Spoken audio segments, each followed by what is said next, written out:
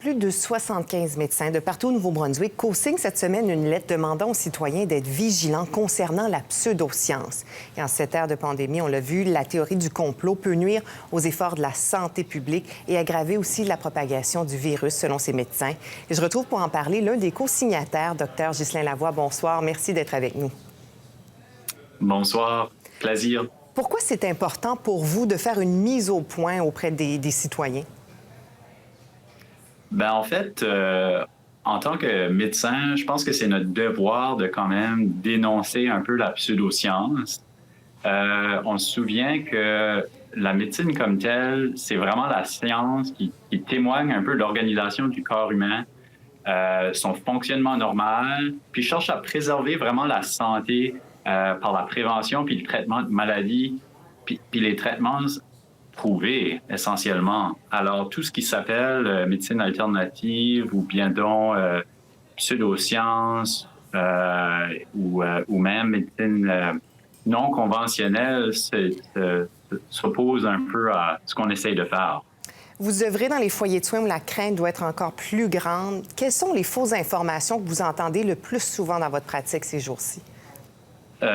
C'est surtout en lien avec les traitements COVID. Initialement, quand tout ceci ça a commencé, on entendait puis on voyait sur les médias sociaux comment si on gargarisait du vinaigre ou quelque chose de ce genre, qu'on pouvait se débarrasser du virus. Puis on entendait beaucoup parler de ça. Puis par la suite, c'est peut-être venu un peu plus vers la transmission, comment le virus était transmis.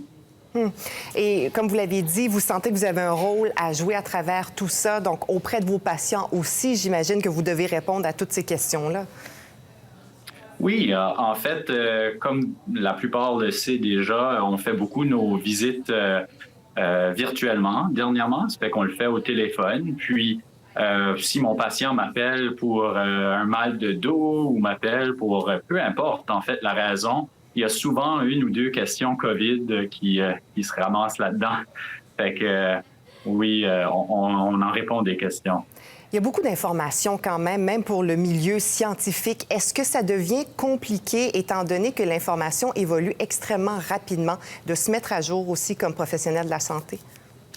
C'est sûr qu'il faut se réserver un certain temps à tous les jours pour recevoir et absorber la nouvelle information qui vient.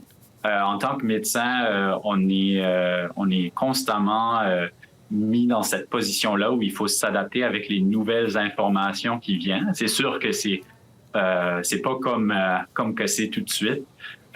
Des fois, les guidelines vont changer à chaque année, 2 ans, 3 ans. Là, maintenant, les informations s'en viennent presque à tous les jours. Ça fait que c'est sûr qu'on est capable de le faire, mais c'est de le faire plus rapidement, on va dire. On avait même vu les symptômes changer au cours des derniers jours. Ghislain Lavoie, merci beaucoup d'avoir été avec nous ce soir. Aucun problème.